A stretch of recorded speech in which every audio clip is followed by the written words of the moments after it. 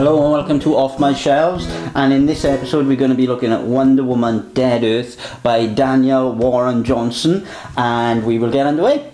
Now, Wonder Woman Dead Earth come out via the DC Black Label line, which is pretty much the new Vertigo line, really. It's sort of an Elseworld story. It's not, as far as I know anyway, it's not part of the continuity and canon of Wonder Woman's universe. And so it's a really kind of individual story. Everything so far is just in this one hardback. They did come out in 4 individual comic books as well. Now, the series itself is written and drawn by Daniel Warren Johnson, and it is spectacularly drawn, and the writing is wonderful as well, to be fair. Daniel Warren Johnson has written other books like Extremity for Image Comics and Murder Falcon and a few other books, but here he really ups his game gigantically. I mean, this is a spectacular story on every level. First off, the book has a matte finished dust jacket on the front, and underneath you get a wraparound artwork of this kind of dystopian apocalyptic future that Wonder Woman Dead Earth is set in, and it's got the same type of finish on the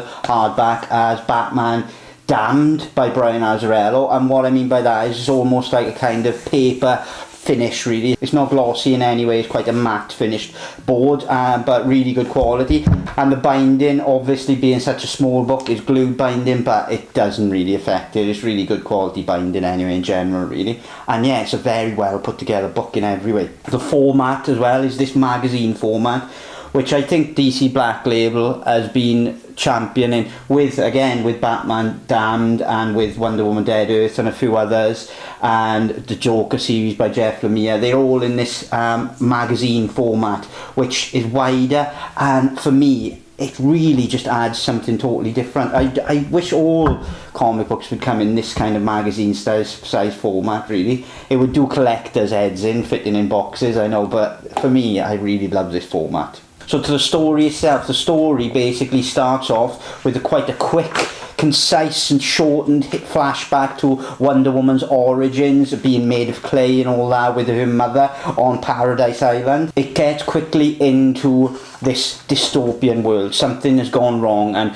humans have basically gone to war with the people of Paradise Island, and this war has engulfed the whole world, really. And bombs were exploded, societies and communities and cities totally wiped out, and what's left in the aftermath is just absolute devastation. This is set a few generations after that initial kind of fallout from this war that ravaged the earth, and so we catch up with a group of people wandering around this landscape scavenging for life, and then they get attacked by what they call a Hydra, which is this mutated, just overly powerful, insanely kind of, bloodthirsty beast. And then luckily for them, they're attacked in an area where there's a cave. They go in a cave to hide and then fall through the floor, and wouldn't you know it, the cave is the Bat Cave underneath the remains of Wayne Manor in Gotham City. And deep in the Bat Cave there is a chamber, and inside that chamber is Wonder Woman, who has been in that chamber for some time since the fallout of all this, and she's awoken by these people falling in, and then the story kicks off from there. When she awakes, she's depowered in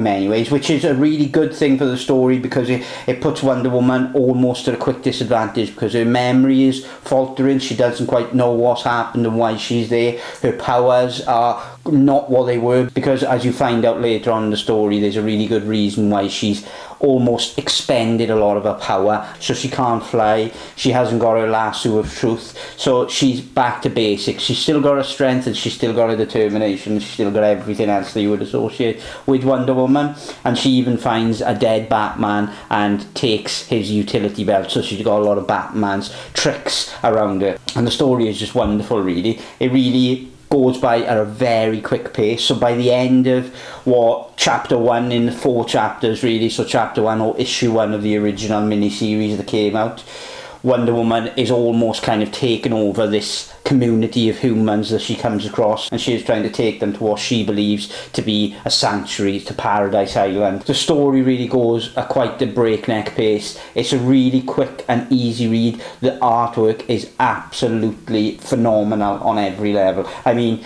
Daniel Warren Johnson's artwork has always been something I've admired anyway since I started seeing his artwork in extremity, but this steps the game up massively.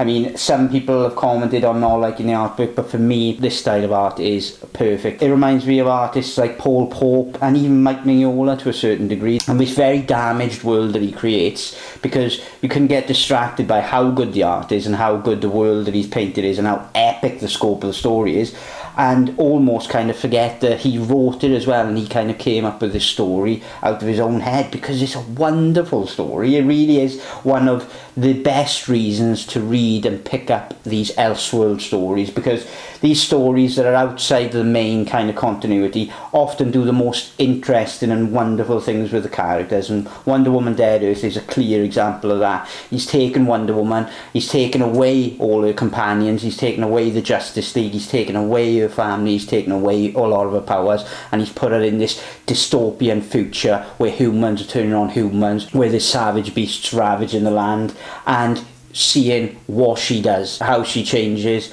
and how all this happened as well is a massive thing, because for Wonder Woman as a character, this is very much, it's almost like a new origin to Wonder Woman in many ways when you get to the end, because when you get to the very end of the story, so many things have happened that she almost kind of reinvents herself, and what she's been through and what she's responsible for in this story has really fundamentally changed that. And so by the time you get to the end of it, it's almost like a reboot of Wonder Woman many years after the Wonder Woman that we read about in comics today, really. I wouldn't really want to say too much more about this story, because I think clawing away the story as you go forward and going by chapter through it really is what makes this story special. So the less I tell you about the story, the better, because every issue you go forward through this Wonder Woman story, the more interesting and more epic in scale it gets, building to this gigantic all-out battle that, like I say, redefines Wonder Woman as a character.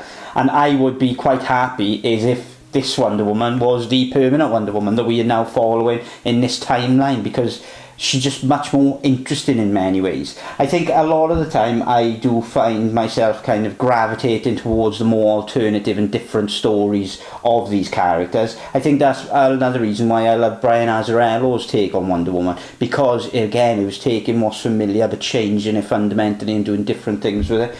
And stories like this are much more accessible, much more kind of easy to palate in a shorter form, and do the same thing. They're really wonderful.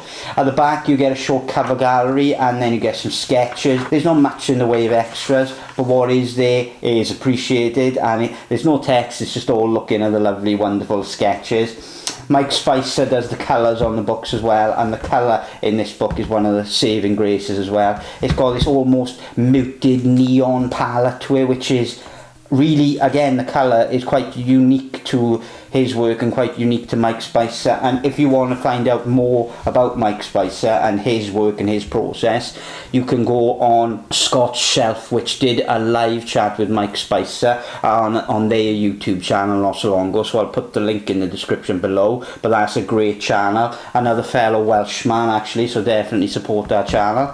And yeah, that's pretty much it with Wonder Woman Dead Earth. So thank you very much for watching, and I hope you've enjoyed, and I will catch you on the next one.